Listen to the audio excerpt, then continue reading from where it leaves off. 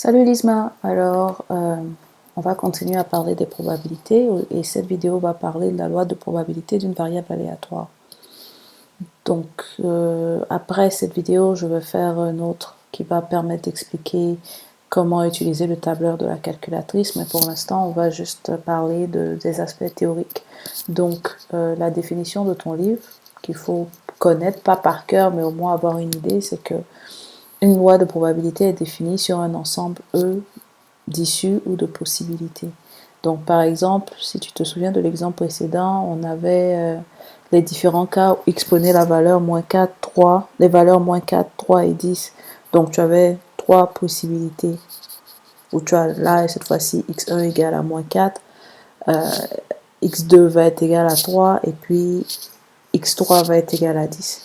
Donc définir la loi de probabilité de la variable aléatoire x, c'est associer à chaque valeur xi prise par x la probabilité de l'événement x égale à xi. Bon, ton livre semble faire sous forme de tableau, mais en gros, ce qu'il faut retenir, c'est que si on revient à l'exemple qu'on avait précédemment sur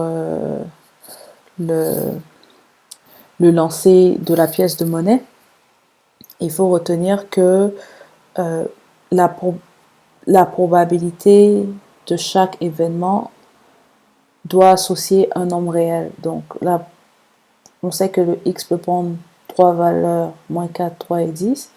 Donc, il faut pouvoir calculer en fait la probabilité que grand X soit égal à moins 4. Donc, la probabilité que le gain soit égal à moins 4, ça veut dire qu'on perd 4 dollars. La probabilité que le gain X soit égal à 3, ça veut dire qu'on gagne 3 dollars. Et la probabilité que X soit égal à 10.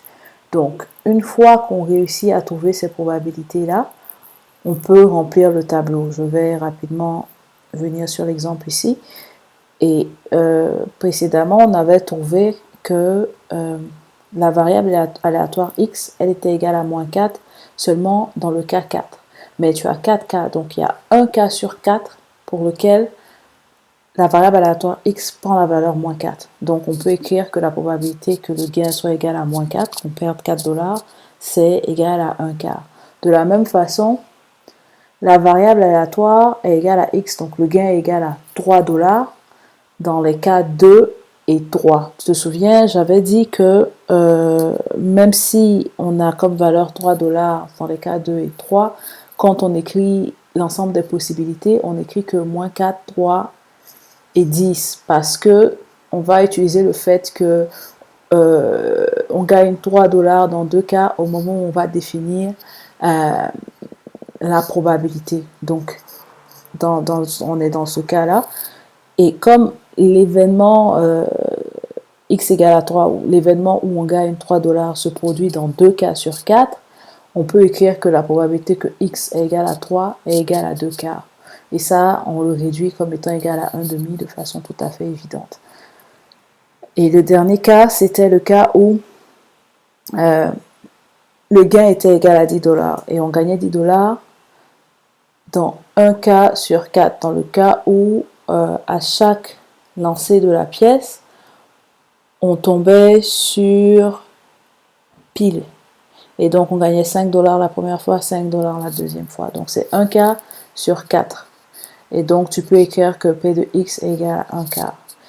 Et si je veux reproduire un tableau de probabilité de variables aléatoires comme c'est fait dans ton livre, tu vas mettre les différents gains obtenus à partir du jeu, donc moins 4, 3 et 10. Il faut bien faire attention à les ordonner de façon croissante et puis juste insérer les probabilités que tu trouves.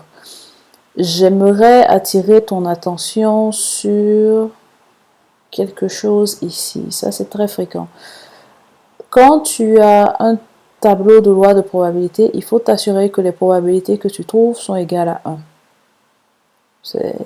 Pour être sûr que ce que tu as fait est cohérent et juste. Ensuite, le deuxième point, il faut pouvoir calculer les probabilités que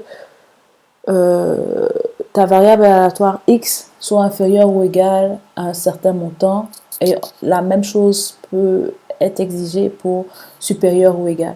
Donc, par exemple, si on te dit quelle est la probabilité que ta variable aléatoire x soit inférieure ou égale à x2. Si tu dis x2, ça va être la probabilité que x soit égal à x1 plus la probabilité que x soit égal à x2, donc P1 plus P2. D'accord? C'est ça que j'ai essayé d'expliquer de cette façon-là. Donc, si on te dit de x1, par exemple, à x3, ça veut dire que tu dois faire la somme P1 plus P2 plus P3.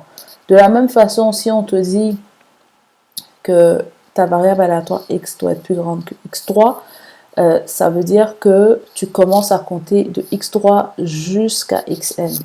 Et là, tu fais la somme de P3 jusqu'à Pn. Et c'est ce que j'ai écrit ici.